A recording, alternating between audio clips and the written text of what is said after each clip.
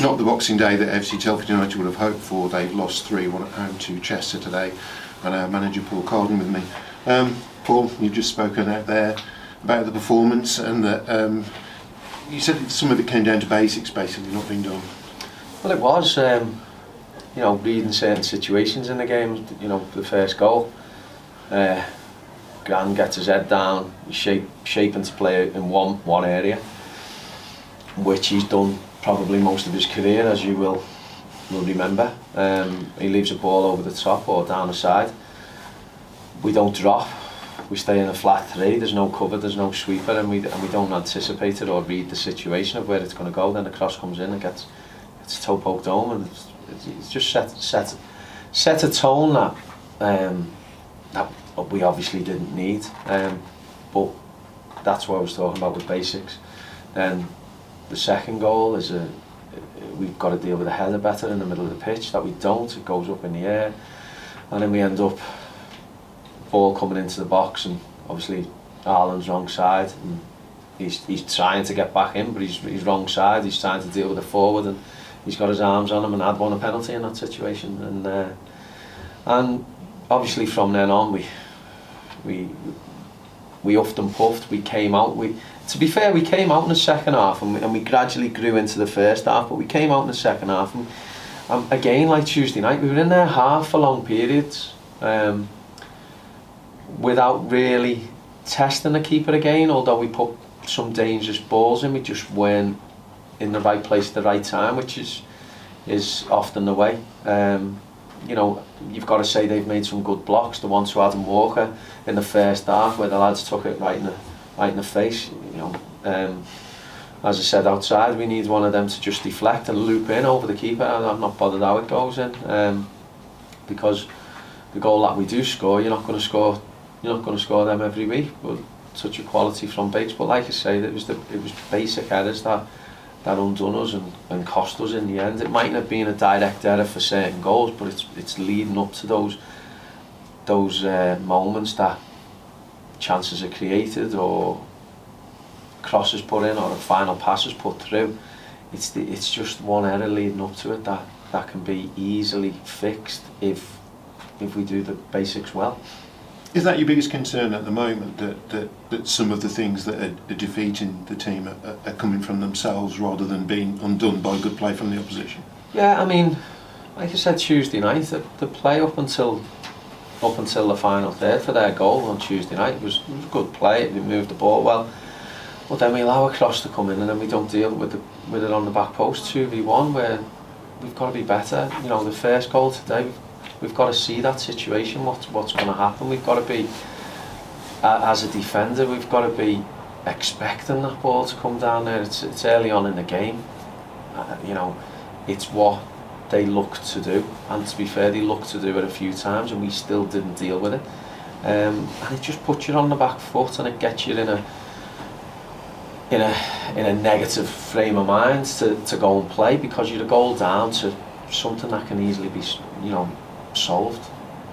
Sure. I think the bonus of actually getting a lead in a game, do you feel that would sort of like change the players' attitude and give them something to defend rather than having to try and come from behind all the time? Yeah, because it gives you that little buffer zone, if you like, to say, well, go on, have some confidence, go and play with a bit more freedom, play in a way that we do. Or play in a way that we did when we were 2-0 down and then 3-0 down, but let's have it right. I would never give up on any game at any stage, but it's probably gone then. The game's probably gone.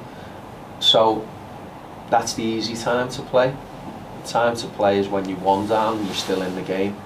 And I felt we tried. I didn't feel like we weren't trying. We did try and do the right things. We did work. But again, I keep saying it, just put me on repeat. It's not for lack of effort. It's just not happening. Yeah. And you spoke as well outside, I think, about the difficulty in keeping a positive attitude. You've got to have a positive attitude in this situation, and you need positivity from as many people around you. But it's hard to get hold of, isn't it? Yeah, it is. And I didn't say you know, people will say, oh, I hope you told them after the game, or I hope you give them a dressing down.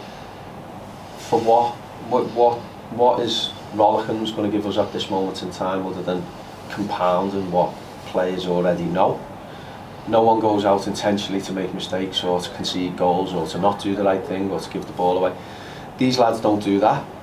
They've, you know, and that's all. As I said, was we need to improve on the basics, which is massive because it's what's undoing us. But we also need to make sure we're 100% ready, every single one of us who's fit and able to be for the next game, because, as I said the other night, the next game's our biggest game of the season. Sure. No, you haven't got any time to work on that really, with going into Leamington in just, well, less than 48 hours time. We'll have played the game by then. Yeah, it's just that you've got to trust the players to look after themselves, to live right, and to make sure that they do everything they can to be ready and to be available and to be up for the game. You know, what I've seen of the division, there isn't a lot between a lot of teams. There's a couple of good sides that I've seen that I think, yeah, they've got some good players, yeah, they've been together a couple of years, they've got a lot of know-how and ability, but then there's a lot of very similar standard of teams, and we should be better than what we are in this moment in time, but we're not. But we have to accept where we are, but we can't just stay where we are because we're accepting it. We have to somehow, like I said Tuesday, we have to somehow find a way to stay in a game to the point where we can win a game. At the minute we're not doing that, we're not giving ourselves that chance. Sure, and that's just going to come. I mean, I said today that you wonder if that's going to come in an unlikely game almost. You know, when there is maybe a bit less expectation. Well, I mean, the expectation is from. It comes from within as well. It's not just, you know, from external or when you look at the league table. I said it when I first came in. If I asked every player whether they thought they'd be capable of playing in the top 5 of this league or higher, they'd all say yeah, and they all did say yeah. So there's an expectation of them, whether they're just nodding their heads because they feel that that's the right answer they need to give. But you know, you could take players out of each team in a division wherever they're situated in the table, and you could put them in teams higher, and there wouldn't be a great deal of difference. Obviously, the standout players, but where we are, we need to be certainly together, which I don't see there's anyone not, and we need to make sure that we try our best to avoid the errors that are costing us, and as small as it might seem, it might just be that header in the middle of the pitch that gets sent the other way instead of trying to let it bounce or go through, or trying to read the situation that's not happened yet. Just be in the right position, not gamble, not chase it, but those things only happen if you keep working, and that's what we've got to do. Okay, that's brilliant, Paul. Thanks for your time. No Cheers. problem. Thank you. Thanks.